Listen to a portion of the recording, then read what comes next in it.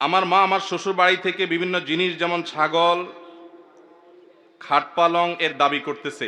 আমি নিষেধ করে আমাকে ধমক দেয়। এখন আমার করণীয় কি?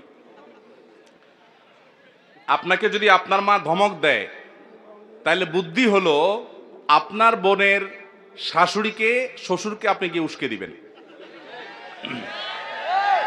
আপনি তো মাসালা জানতে চান না, বুদ্ধি জানতে চাইছেন, তো বুদ্ধি দিলাম। আপনি আপনার বোনের শ্বশুর শাশুড়িকে গিয়ে উস্কে দিবেন যে আপনারা এখনই যান, একটু চাপ দেন। যদি তাদেরকে বুঝায় নিতে পারেন, সত্যি তাদের দিয়ে চাপ দেওয়াইতে পারেন, তাহলে আপনার মা আশা করি সোজা হয়ে যাবে ইনশাআল্লাহ। কারণ সব সময় মাসআলে দিয়ে মানুষকে সংশোধন করা যায় না, অনেক সময় একটু কৌশলী হতে হয়। কোনো মা কোনো বাবা তারা যদি সন্তানকে যৌতুক নেওয়ার জন্য জোর করে, তারপরও সন্তান যৌতুক নেওয়া তার জন্য জায়েজ নাই, হারাম। লা তাআতা লি মাখলুকিন ফি মাসিয়াতিল খালিক।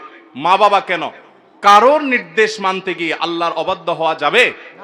আল্লাহ আমাদেরকে হারাম থেকে বেঁচে থাকার তৌফিক দান করুন। যৌতুক খাওয়া হালাল না হারাম? আমাদের দেশে যৌতুক কি অল্প স্বল্প আছে না অনেক? আপনাদের এলাকায় আছে?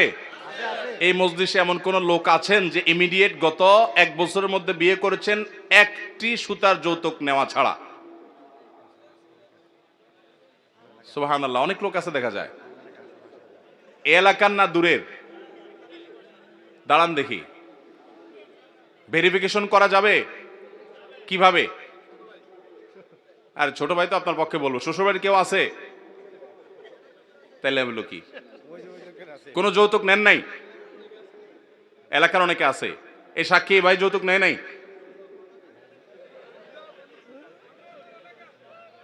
ওনার এলাকার মানে মেয়ে পক্ষ না ছেলে পক্ষ?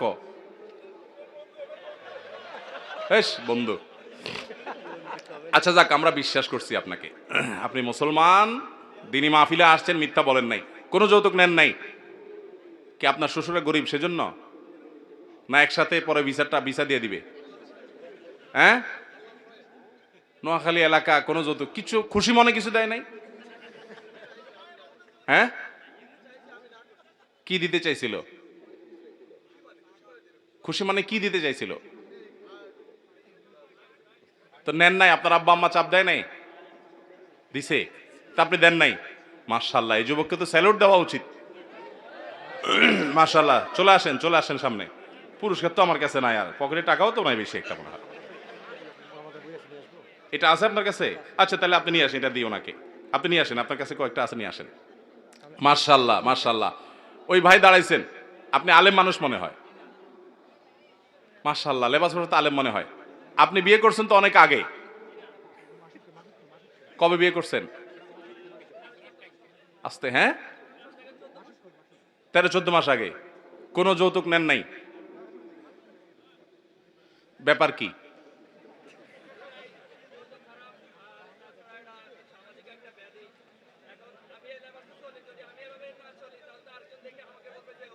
মাশাআল্লাহ মাশাআল্লাহ, এই ভাইও যৌতুক ছাড়া বিয়ে করেছেন বলছেন। আপনার শ্বশুর পক্ষের কেউ আছে এখানে?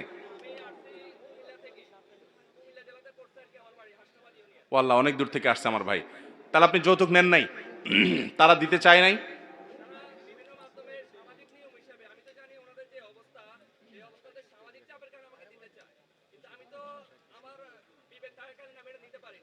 এই জন্য আপনি নেন নাই?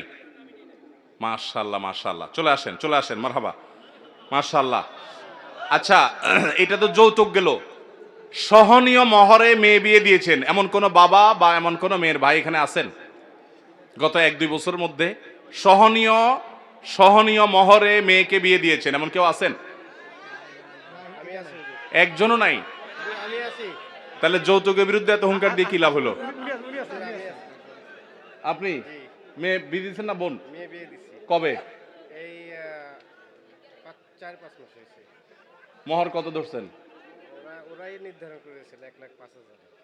মাশাআল্লাহ, 1,05,000 টাকা বিয়ে হয় নাকি আজকাল? এ ভাই তার মেয়েকে 1,05,000 টাকা বিয়ে দিয়েছেন। আল্লাহ তাআলা তার মেয়েকে সুখী করুন, বলুন আমিন।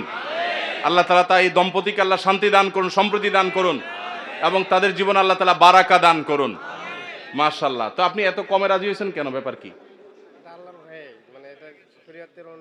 মাশাআল্লাহ, ইন্না আযামান নিকাহি বারাকাতান আইসারুহা মাউনা, নি'মাস সাদাকি আইসারুহা। নবী করিম সাল্লাল্লাহু আলাইহি সাল্লাম বলেছেন, সবচাইতে উত্তম মহর হলো